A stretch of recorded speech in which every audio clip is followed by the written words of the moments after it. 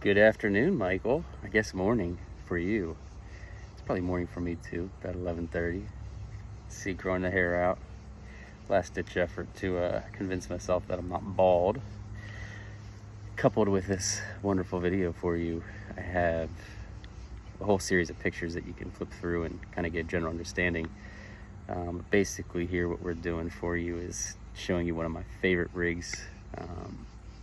Pretty much any single beginner fisherman, this is one of probably the most practical and most efficient rigs for fishing in tight areas, heavily weeded areas. I know you said the seaweed or lake weed that you were dealing with was pretty aggressive, so I think you'll really appreciate using this setup. So coupled with the pictures I showed you, rubber worms will always be your best friend. Between rubber worms and jigs, I think those are the only two that I consistently use every single time. Right now we're going to show you the Wacky rig. So sorry for the brief introduction, it's been a while, brother, I love you. But here we go. So Wacky rig started with the Gary Yamamoto's. These were like the gold standard. As you can see, maybe not. These are your 5-inch Yamasenkos.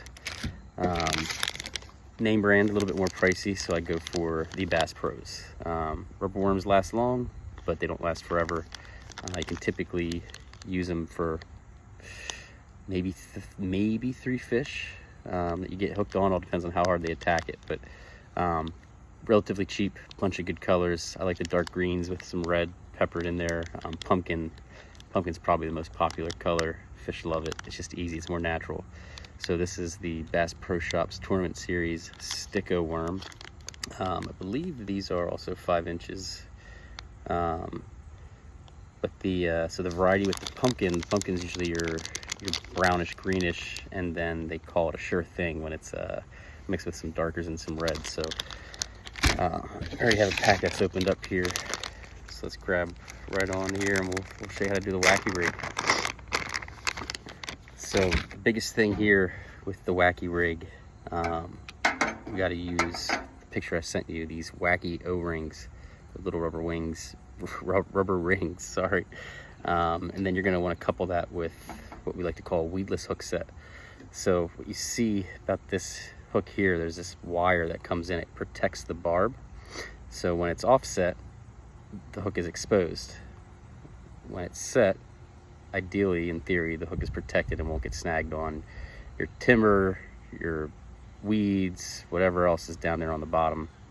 Also importantly with this, it's a weightless setup. You don't want to use weights initially, because the idea is you're going to throw it on top of the weeds and it's going to slowly drift down like a natural worm would.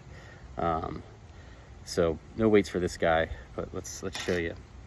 So over time we realized that there's got to be a more efficient way to put these O-rings on, and by golly, fishermen are geniuses and innovators, so they created this Wacky tool. That's not trademarked, I don't believe. I don't know what the official name is, but basically what you see here is an empty tube with it's very simple. There's just a screw on there. It comes with, you don't have to buy it or assemble this yourself, but in theory and in practicality, you put the O-ring around the top here, grab your nice rubber worm, you want to slide it in about halfway, and you'll be able to adjust it once you get on. But as you see here, this is your setup. With the tool, you're going to slowly slide this ring on here, and boom, just like that, you got your rubber ring, your O-ring on there. It's a little off center, so we'll straighten it out for you. Try not to lose our AirPods here so you can hear us.